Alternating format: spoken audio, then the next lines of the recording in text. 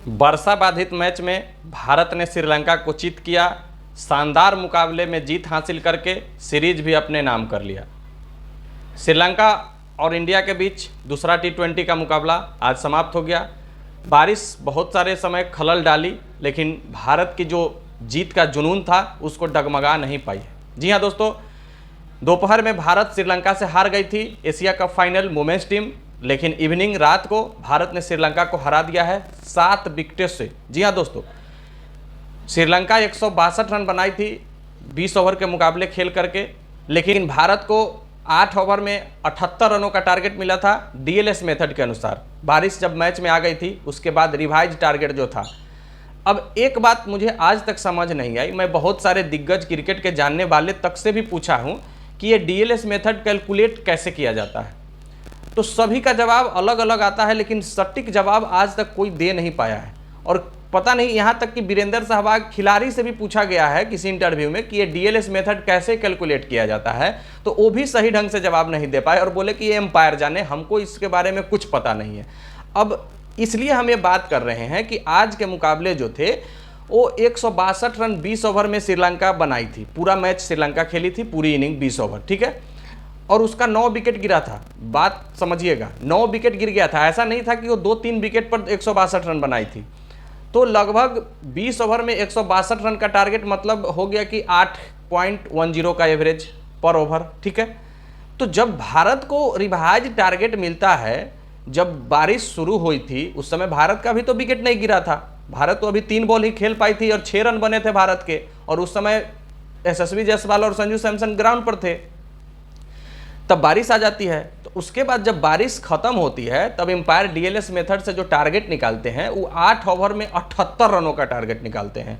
मतलब पहले 8 का एवरेज बनाना था और अब सीधे 10 का लगभग एवरेज हो गया। कैसे निकलता है ये DLS मेथड और स्कोर, ये आज तक किसी को पता नहीं चला है। एम्पायर ही जाने कि वो किस बेसिस पर कैसे देते हैं। जी हाँ दोस्तों, तो कुल मिलाकर के भारत मुकाबला 6.3 ओवर में जीत लेती है श्रीलंका से और 81 रन बना देती है। और क्या बल्लेबाजी यशस्वी जायसवाल, सूर्या और हार्दिक पांड्या के तरफ से देखने को मिला है। बात करते हैं शुरू से दोस्तों मैच पर, तो भारत की टीम आज पहले टॉस जीतकर गेंदबाजी करने का फैसला करती है। श्रीलंका भी खुश थी कि हम पहले बल्लेबाजी कर रहे हैं, बल्लेबाजी करने आती है। और फिर से जो पहले मैच में जो हुआ था आज फिर से दोहराई है श्रीलंका की टीम।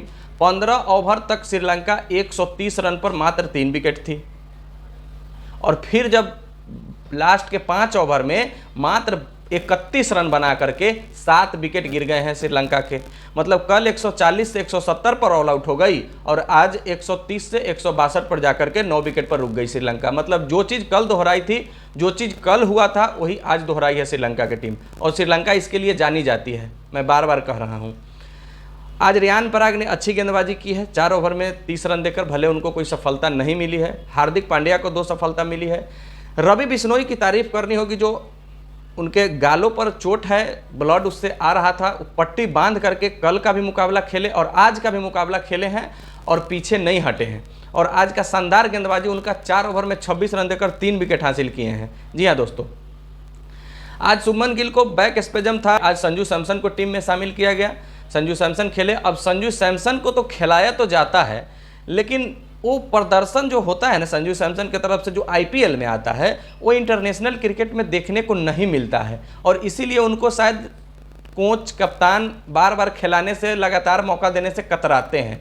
हालांकि एक मैच से कोई किसी को जज नहीं कर सकता है। हालांकि आज 0 पर आउट हुए हैं, गोल्डन डक पर आउट हुए हैं, लेकिन भारतीय टीम में इतने प्लेयर हैं, इतने टैलेंटेड प्लेयर आ गए हैं कि आपको एक मौका भी गंवाना नहीं होता है वहाँ पर। अगर आप 1-2 मौके गंवा दिए तो फिर आपके प्रति वो नज़रिया नहीं रह जाता है, चाहे वो फैंस का हो या कोच का हो या फिर दर्शक का हो या फिर कप्तान का हो।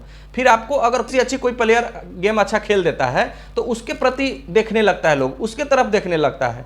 तो आपके लिए एक एक गेम क्रूशियल गेम है, आप उसको ऐसे नहीं गंवा सकते हैं। और आज तो आपको और अच्छा मौका था कि 8 ओवर का गेम था, पूरी लाइसेंस थी कि आप मारिए, लेकिन आप आज 0 पर आउट हो गए हैं।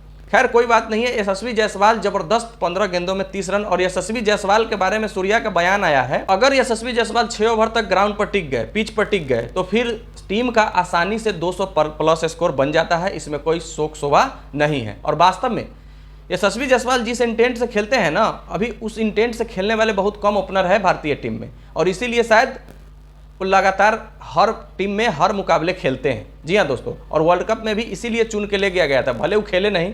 2024 में 1000 रन पूरे करने वाले पहले बल्लेबाज बन गए हैं इंटरनेशनल क्रिकेट में यशस्वी जायसवाल।